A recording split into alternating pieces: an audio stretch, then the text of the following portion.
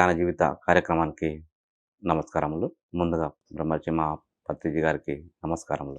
నేను 2021 నుండి ధ్యానంలోకొచ్చాను. నా పేరు కిష్టయ్య.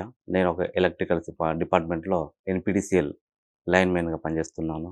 నేను ధ్యానం రాకముందు ఎన్నో డ్రమ్ముల ఆల్కహాల్ తీసుకునేవాడిని. దుర్భరమైన జీవితాన్ని గడిపేవాడిని. ఏది చేసినా నాకు విరక్తిగా జీవితాన్ని నౌకరున్నా కూడా తృప్తి లేని జీవితాన్ని గడిపేవాడిని. కొన్ని బస్తాల సిగరెట్లు తాగేవాడిని. అప్పుడు నాకు ఎవరో ఒక ఫ్రెండ్‌లా కలిసి ధ్యానం అట చేద్దాం పదని ఒక చిన్న ఇంటిమేషన్ ఇచ్చారు. అది 20 మినిట్స్ అనే చెప్పారు వాళ్ళప్పుడు. 20 మినిట్స్ చెప్పినప్పుడు చూద్దామని నేను మెడిటేషన్ చూద్దామని ఒకరోజు చేశాను, 2 రోజులు చేశాను. అప్పుడు పట్టించుకోలేదు. ఇది ధ్యానం అని కూడా తెలవదు. అది మెడిటేషన్ అనేది మాత్రం నాకు పేరు తెలుసు గానీ ధ్యానం అని మాత్రం తెలవదు. ఆ కార్యక్రమంలో ఒకరోజు నేను పీఎంసీ ఛానల్ వస్తుంటే దాంట్లో ఈ మన ధ్యానం గురించి ఒక యాడ్ వచ్చింది. శ్వాస మీద ధ్యాస. ధ్యానం అంటే శ్వాస మీద ధ్యాస. ఇది చేయడం వల్ల ఎన్నో లాభాలుంటాయని మన పత్రిజీ గారు వివరిస్తుంటే క్లియర్‌గా అర్ధగంట సేపు విన్నా. విన్న తర్వాత ఇది వాళ్ళు చెప్పిన దానికి మాకు ఇంతకుముందు చెప్పిన ఫ్రెండ్ చెప్పిన దానికి దీనికి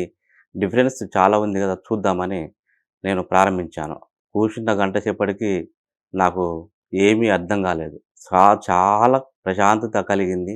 అప్పుడు ఇది నేను ఇంత ప్రశాంతత ఉన్నది గదా! అని అప్పటి నుండి చేయాలని ఒక 2 రోజులు, 3 రోజులు చేశాను. అప్పుడు ఆ తర్వాత నేను ఆ మందును గూడా ఈ ధ్యానం ఉండంగా మందెందుకు ఇంత అని నాకు మందు మీద గూడా మందును మర్చిపోయేంత దాన్ని మనకు కలిగించింది. నా ఫ్రెండ్స్ దగ్గరికి పోయి మందు తాగొద్దురా బయ్ అని నేను మందుతోని చెప్పి వాళ్ళకి ఈ తీసుకున్న మందు అక్కడ పడేసి నీ సిగరెట్లకు రామ్ రామ్ బాయ్ అని చెప్పేసి బయటికెళ్ళిపోయి చెప్పేస్తే మా ఫ్రెండ్స్ అందరూ ఏమ్రా బాయ్ నువ్వు ఇప్పటిదాకా బాగున్నావు నీకేమనిపించింది? ఇలా ఎట్లా ఎందుకు తయారైనవు?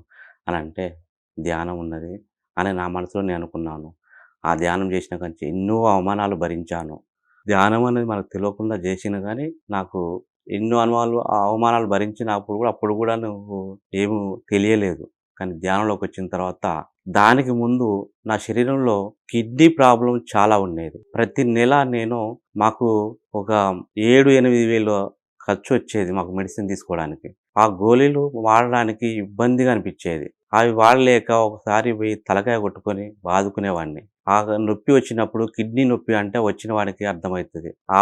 ఆ కిడ్నీ నొప్పి వచ్చినప్పుడు పాములాగా ఒలికవలి తిరిగేవాడిని. మెలికలు తిరిగిపోయేవాడిని. అంతలాంటి నొప్పిని భరించడానికి ఇబ్బందిగా ఉండేది.